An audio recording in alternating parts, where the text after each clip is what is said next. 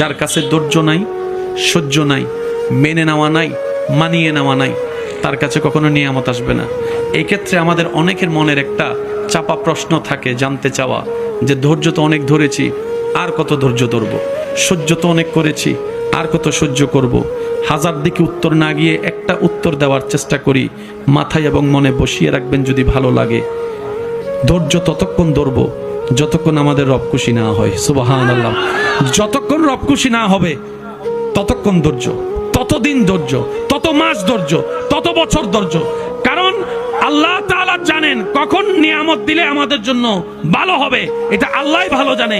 ওই হুকুম আসা পর্যন্ত অপেক্ষা করতে হবে, এটার নামই ধৈর্য।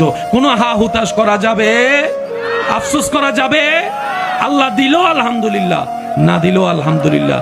সুখ আপনাকে খুঁজতে হবে না, দেখবেন সুখ আপনার ঘরে নিজে থেকেই চলে আসবে। বলেন সুবহান।